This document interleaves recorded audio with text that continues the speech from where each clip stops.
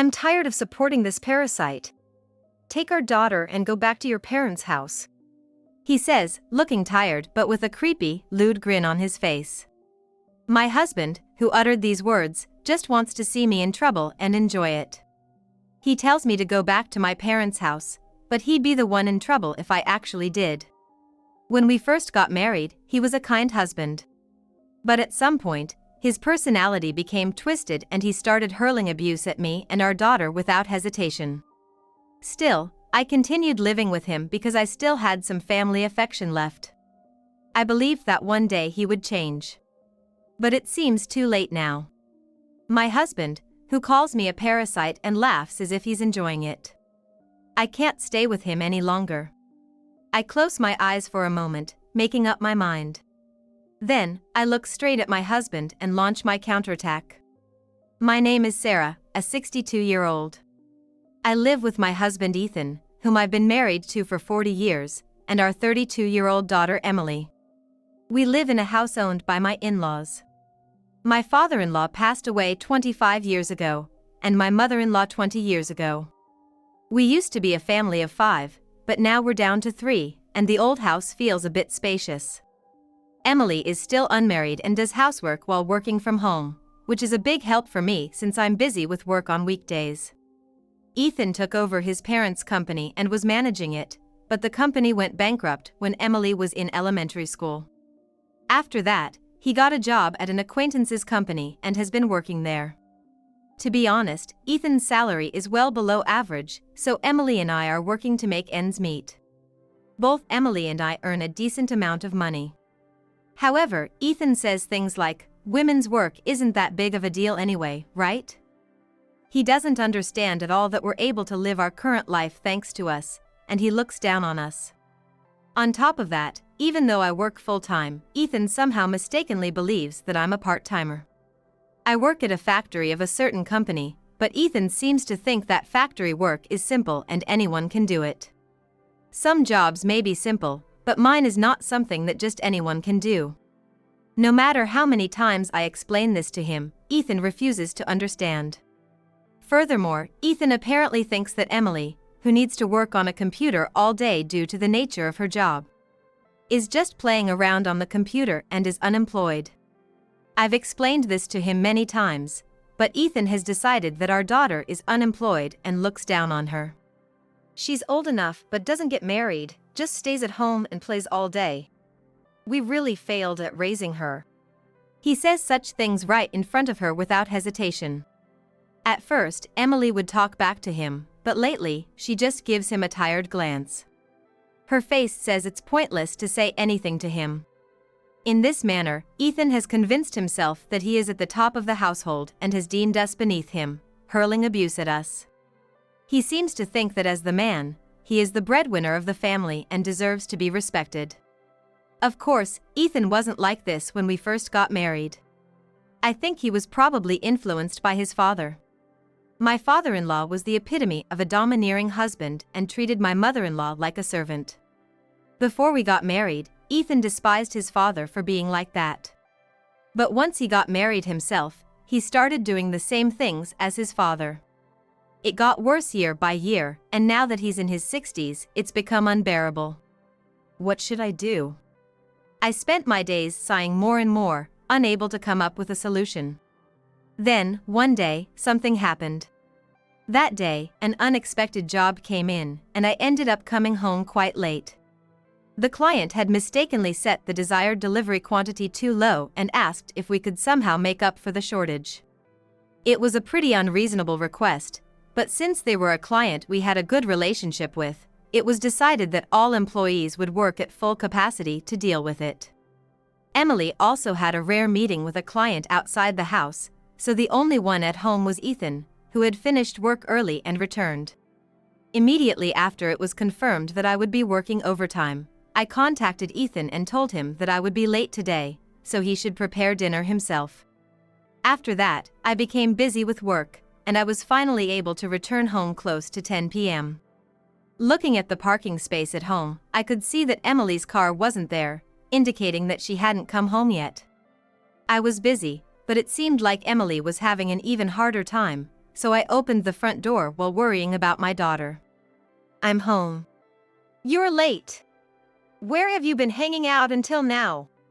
As soon as I got home, without even a chance to catch my breath, I was pestered by Ethan, whose face was red with anger. Tired, I unintentionally frowned as I answered. "Where?" "At work. I contacted you, didn't I?" "I didn't see any such contact. If you're going to be late, properly let me know by phone." I sent a message because I didn't have time to call, but even if I said that, Ethan probably wouldn't be satisfied. "It must be nice to be able to hang out until this hour without even making dinner. Hurry up and make me something to eat." "Huh? You haven't eaten yet? Even though I contacted you to prepare it yourself." Even if he hadn't seen my message, normally, if I didn't come home until this hour, he would prepare dinner himself. However, it seems that the very idea of preparing dinner himself doesn't exist in Ethan's mind. Preparing meals is a woman's job, isn't it? I almost felt like holding my head in my hands at Ethan's self-centered and outdated statement. "Hey, I can hear Dad shouting from outside." Just as I was at a loss for words, Emily came home at the perfect timing. Emily looked at Ethan with cold eyes and opened her mouth. "Do you know what time it is? If you make any more noise, the neighbors might call the police again."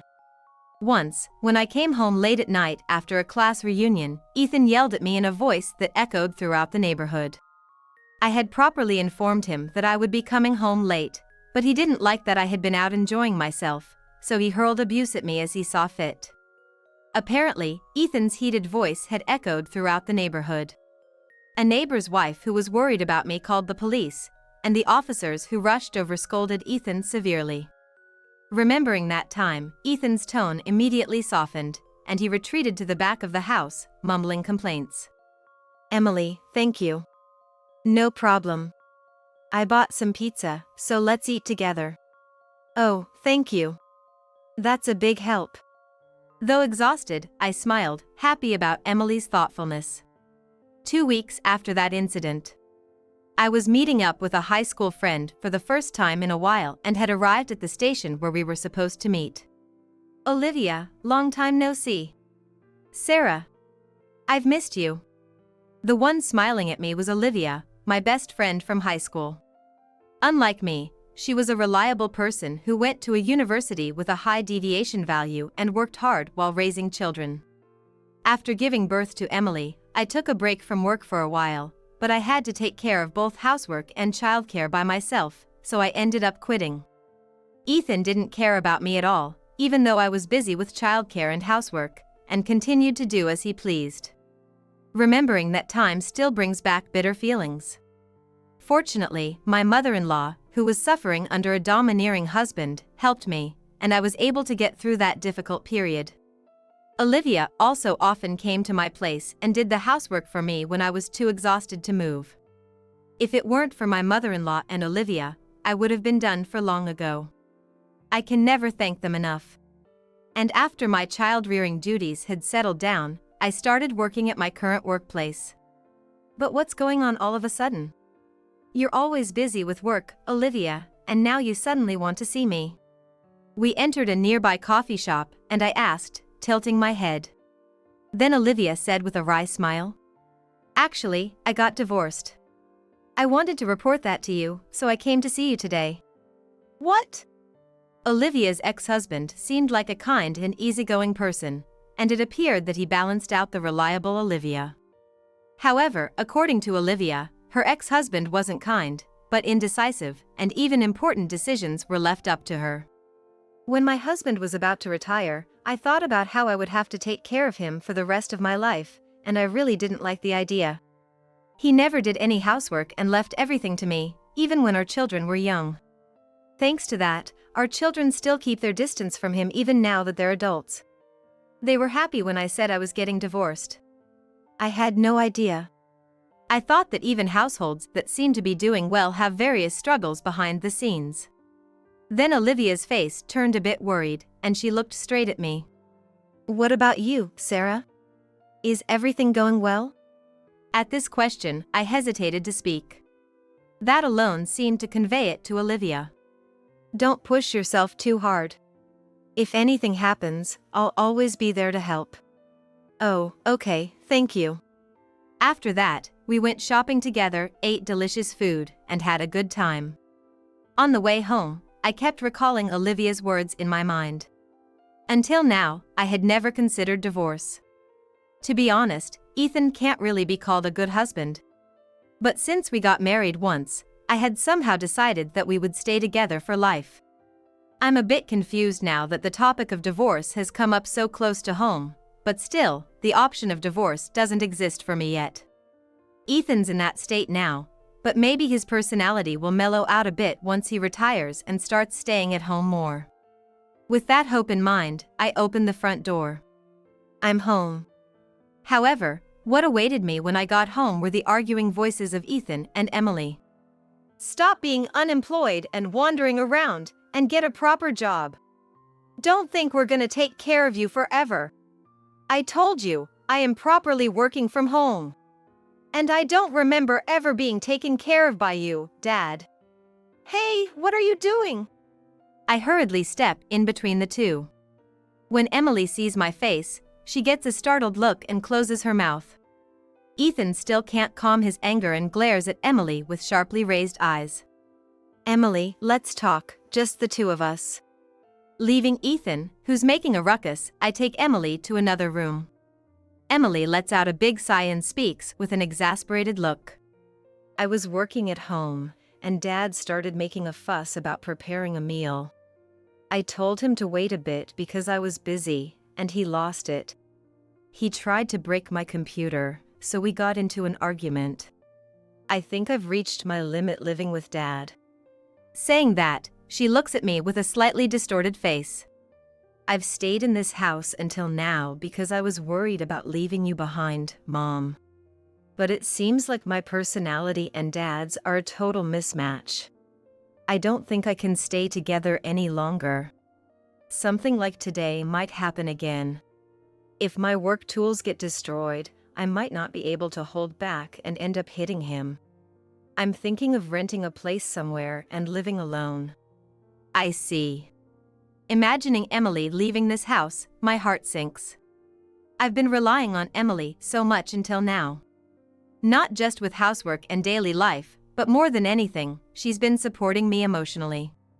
What will happen to me if Emily, who's been like that, is gone? Mom, you should think about your own life too. Why don't you leave with me?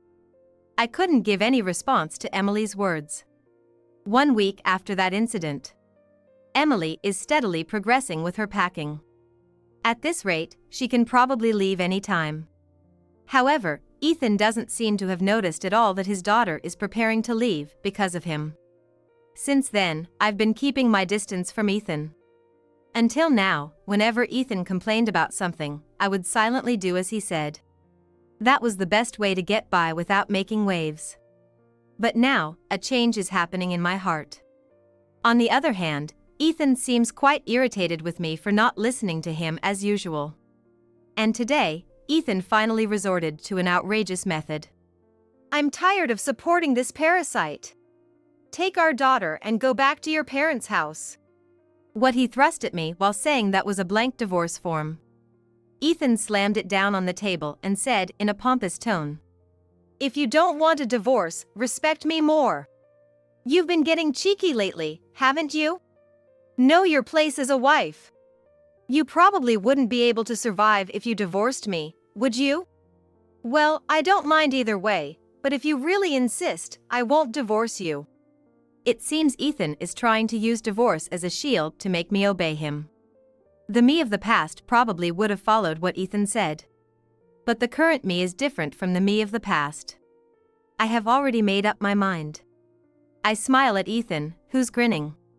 It seems Ethan mistook my smile as a sign that his demand had been accepted. Don't ever go against me again. However, without responding to that, I take out a certain item from the bag placed nearby. Here's the divorce paper. I'm glad I won't have to support you anymore. What? What I handed to Ethan while unintentionally laughing was a divorce paper. What? What is this? What do you mean? It's the same thing you just handed me, isn't it? I was thinking about when to bring it up, but I'm glad you mentioned it first. Ethan looks at the divorce paper I handed him with a flabbergasted expression. Then, as if realizing something, he gets a startled look and opens his mouth in confusion. Wait a minute! You said something about not having to support me anymore. What does that mean? What does it mean? You were my dependent, weren't you? If I divorce you, you'll be removed from my dependents, so my take-home pay will increase and it'll help me out. Actually, Ethan had become my dependent after his parents' company went bankrupt. After losing the company, Ethan was unemployed for a while. Since paying insurance premiums and taxes seemed like it would strain our household finances, he was added as a dependent of me, who was already working at the time. By the way, at the company I joined after Emily's childcare duties had settled down, I was just a part-timer at first. However, by some coincidence, it seemed like the job suited me, and even as a part-timer, I kept producing results one after another. And a year after joining the company, I was promoted from a part-timer to a full-time employee.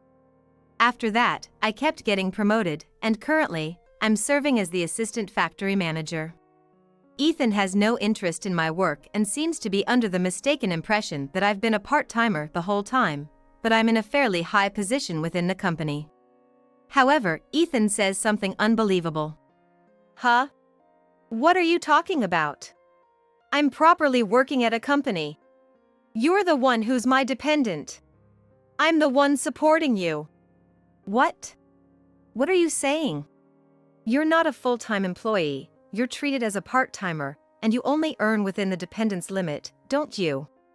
Surprised by this, I unintentionally raised my voice and retorted. Come to think of it, I remember something from the past. When adding Ethan as my dependent, I did explain it to him properly. However, Ethan said, "Oh, I hate that kind of complicated talk. If there's some procedure to do, you handle it on your own," and completely dumped the procedures on me. I wonder how he managed to run a company like this, but I realize this is why it went bankrupt. In the first place, after his father passed away, Ethan took over the company, but in reality, his mother was in charge of management. According to Ethan, he left all the complicated matters entirely to his mother. After the company went bankrupt, Ethan has been working part-time at an acquaintance's company, but his acquaintance must have mentioned the dependent situation when he joined. However, Ethan didn't know he was my dependent, so he probably just let his acquaintance's talk go in one ear and out the other. Realizing anew how ignorant of common sense this person is, I hold my head in my hands. At the same time, I genuinely thought it was good that I had made the decision to divorce. What triggered my decision to divorce was Olivia's divorce. At the time, I thought divorce didn't exist as an option for me, but it seems the word divorce had always remained in my heart without me noticing. And then the incident with Emily happened, and the idea of divorce that I had tucked away came to the surface. After deciding to divorce, I contacted Olivia. Olivia listened to my story and promised to introduce me to a lawyer who's good at handling divorces. I relied on this person too, but they're very dependable. They have a proven track record and are skilled, so you can leave it to them with peace of mind. Thank you, Olivia. I don't know how to express my gratitude. It's okay, don't worry about it. If there's anything else I can do, don't hesitate to rely on me. When you successfully get divorced, let's have a toast together. I was encouraged by Olivia's cheerful voice on the other end of the phone. After that, I proceeded with preparations for divorce while receiving advice from Olivia. I had already told Emily that I was getting divorced, but the moment the word divorce came out of my mouth, Emily smiled with a very happy look. I'm glad. I was only worried about leaving you behind, Mom. And hey, I want you to look at this. What Emily took out was a flyer for a certain condo. This is a bit old, but the rooms are spacious and I think it's just right for 2 people to live in. It's close to your workplace too, what do you think? Want to live together in this room? At Emily's proposal, I almost felt like crying. Unlike me who was spacing out, my daughter is reliable and had been preparing various things in anticipation of this situation. I nodded firmly back at Emily. So, I'm gonna leave with Emily. You'll be removed from my dependents, so from now on, you'll have to pay for everything yourself. That being said, Ethan has only been earning a little until now. He's employed at an acquaintance's company, but he's been treated as a part-timer for many years, and it'll be difficult for him to become a full-time employee from now on. Even if he increases his workdays, the salary Ethan can receive as a part-timer is limited. It would be good if he can manage with the salary he receives, but for Ethan, who has never managed household finances before, that would be more difficult than running a company. In other words, being removed from my dependents is a pretty tough situation for Ethan. Since Ethan didn't know he was listed as a dependent, I don't think he fully understands the gravity of the matter, but he seems to realize that things have turned bad, and his face gradually turns pale. Even if I'm your dependent like you say, I have my own house. I won't have trouble finding a place to live, and I'll manage my life somehow. I unintentionally let out a sigh of exasperation, thinking he really didn't understand properly after all. By the way, the house Ethan is referring to is this house we're currently living in, but it originally belonged to his parents and is quite old. It's falling apart everywhere, and there are many parts that could break down at any moment. The cost of repairing the house would be a considerable amount, but I wonder if Ethan can pay that money. Unable to think that deeply, Ethan continued to hurl abusive words at me. Even if you work and earn money, there's no way you can support an unemployed, unmarried daughter by yourself. I'm telling you now, I'm not gonna take in that good for nothing. You can support that useless bum. Emily has been living in this house all along. Even though he should have been watching our daughter by his side all this time, does Ethan really not know anything? I, the fool, finally realized that he had so little interest in us. We'll become people unrelated to Ethan from now on, but I have to correct his rude perception of Emily. I absolutely can't allow my precious daughter to be disrespected like this. I slowly opened my mouth, putting anger into my words. What are you saying? She's a famous illustrator. Your annual income is only about a month's worth of earnings for her. At these words, Ethan freezes with a creepy grin on his face. He doesn't seem to understand what I'm saying. Not minding Ethan like that, I continue. Also, she has a boyfriend. They've been dating for about 5 years now. She says they won't get married for a while, but apparently her partner is a rising star at a major publishing company that she met through work. Here, Ethan finally wipes the grin off his face and makes the most surprised expression possible, opening his eyes wide. She had a boyfriend? She didn't tell me anything. Remember when she was dating a high school classmate and you teased her relentlessly? She really hated that, and it seems she decided not to tell you anything since then. Even without a parent's biased view, Emily is a beautiful girl and was quite popular since her student days. One day, Ethan spotted her coming home with her high school boyfriend. After that, Ethan teased Emily relentlessly despite her hating it. I was absent due to work, so I heard about it later from Emily, but if I had been there, I would have scolded Ethan. Getting all sexy, you've grown up too, huh? I think it's disgusting for a father to say such things with a creepy, lewd grin, not just for a teenage girl. In fact, when I heard the story from Emily, I felt quite disgusted with my own husband. Ethan didn't think too deeply about it and apparently teased Emily despite her hating it, but for Emily, that incident remains a horrible memory even now. The reason you didn't hear anything from Emily is because she didn't trust you. I didn't do anything wrong. Anyway, there's no way I can believe her monthly salary is the same as my annual income. As I sigh at Ethan, who's making a ruckus, I display a certain website on my phone and show it to him. This is an interview article about her. If you do a little research, you'll see how famous an illustrator she is. Ethan stares intently at the website and opens his mouth wide. Sweat gradually appears on his face, and he finally seems to understand that what I'm saying is true. No way! I can't believe she's such a celebrity! Ethan mutters blankly, as if in shock. He seems unable to accept the fact that we, whom he had been looking down on, are actually in a higher position than him. You said earlier that I'd be in trouble if I divorced you, but to be honest, neither Emily nor I would be in any trouble at all. We earn more than enough money to support ourselves, and we're not like you, unable to take care of ourselves at this age.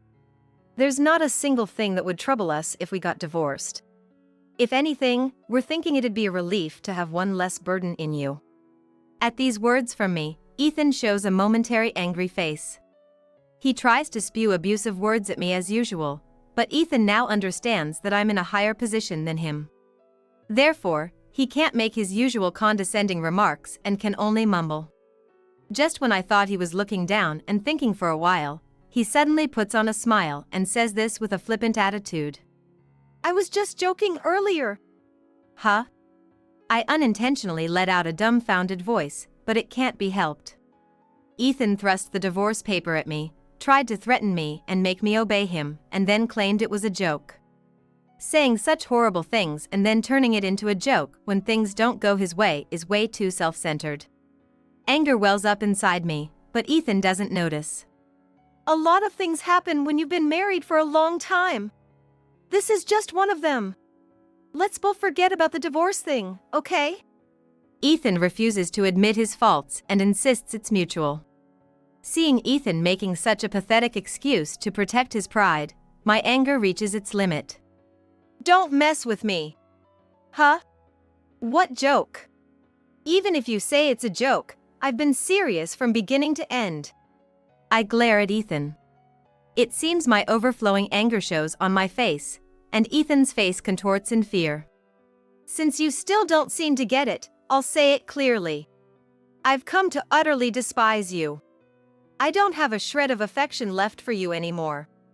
Right now, I want to divorce you and become strangers as soon as possible." I had never said such harsh words to Ethan before. Therefore, he seems to be quite shocked. He's trembling as he listens to my words. "Marrying you was the biggest mistake of my life, but thanks to that, I'm grateful that I was able to become family with a wonderful daughter like Emily. But that's it. I can't bear being married to you for even a minute or second longer. It makes my skin crawl." As I say that, I thrust the divorce papers at Ethan once more. "Hurry up and fill this out. You're gonna leave me all alone," Ethan shouts in a desperate voice. "Even if I'm left alone and feel lonely, you don't care at all. You married me because you liked me, didn't you? Even if your partner ends up living a miserable life, you don't feel sorry for me at all." No, I don't feel sorry for you at all. I don't sympathize with you either. After we get divorced, I couldn't care less what happens to you. It's true that I married Ethan because I liked him, but affection isn't infinite. Over the long married life with Ethan, my affection had disappeared long ago. Still, the reason I stayed with Ethan was because I didn't have the option of divorce in my mind. I had unconsciously convinced myself that once you get married, you stay together until the end. But my foolish choice ended up making Emily suffer. And I myself was suffering without realizing it. I'm amazed at my own stupidity for only realizing this at this age. That's why I don't want to make a mistake in my life from now on. In order for me to start a new life, I absolutely have to divorce Ethan. To deliver the final blow to Ethan, I slowly open my mouth and say, "I was living with you all this time out of mere inertia." "Inertia? How could you?" Ethan, completely rejected by me, kneels down on the spot with a look of despair. Tears are pouring from his eyes, and he doesn't seem to have the energy to wipe them away. "So, sign this, okay?" But without paying any mind to Ethan like that, I smile and thrust the divorce papers at him once more. After that, I tried to get Ethan to fill out the divorce papers, but he refused while crying. Having no choice, I decided to have another discussion with the lawyer Olivia introduced me to. I hadn't been able to get divorced yet, but I didn't want to stay with Ethan any longer, so I quickly packed my things and moved to a new place with Emily. However, on the day Emily and I were leaving, Ethan cried and tried to stop us. "Please, reconsider." No, absolutely not. Maybe he thought he couldn't get through to me, so Ethan shouted at Emily. "You're not gonna leave your dad all alone, right? You're a good girl, aren't you?" Treating a 30-year-old adult like a child, I was taken aback, but Emily coldly rejected Ethan. This is your own fault, isn't it? I mean, you've said terrible things to me all this time, and now you have the nerve to say that? You told me to get out right now, you unemployed good-for-nothing, didn't you? I did what you wanted, so what are you unhappy about? That was meant to be a joke. There are things in this world that can't be brushed off as a joke. I hope you learned your lesson. Leaving those words behind, without giving Ethan a single glance, Emily got in the car with me. Wait for me. We left the house we had lived in for many years without looking back once. After that, I started the divorce proceedings with a lawyer involved. Ethan apparently made quite a fuss. This has nothing to do with you. Cornered, Ethan apparently said such a thing to the lawyer. However, the lawyer lightly brushed him off. I certainly have no relationship with you, but I've been hired by your wife. And I know how to take you to court and force a divorce, even if it's against your will. If you really don't want a divorce, shall we go to court? Your wife has told me that's fine with her. I had predicted that Ethan would make a fuss, so I had told the lawyer that going to court was an option if necessary. Thanks to that, Ethan signed the divorce papers, albeit while crying. And with the divorce successfully finalized, I was finally freed from the shackles of Ethan. After the divorce, Ethan is apparently living frugally while working at an acquaintance's company. However, I heard that since he's no longer my dependent, his burdens have increased and his life has become quite difficult. The neighbors know about Ethan's words and actions towards me, so no one tries to help him. Struggling with loneliness and poverty, Ethan is barely getting by, but this is all his own doing. There's no room for sympathy whatsoever. And currently, I'm living in a condo with Emily. I'm home. I'm tired. Welcome back, Mom. I made dinner. But first, go take a shower and wash off your sweat. Wow, thank you. With the stress of Ethan gone, I was spending every day peacefully. Supporting each other through our busy work, we are living peacefully today as well. I had already contacted Olivia right after the divorce was finalized, and we promised to make time and have a toast together. Looking forward to that day, I'm living my life to the fullest today.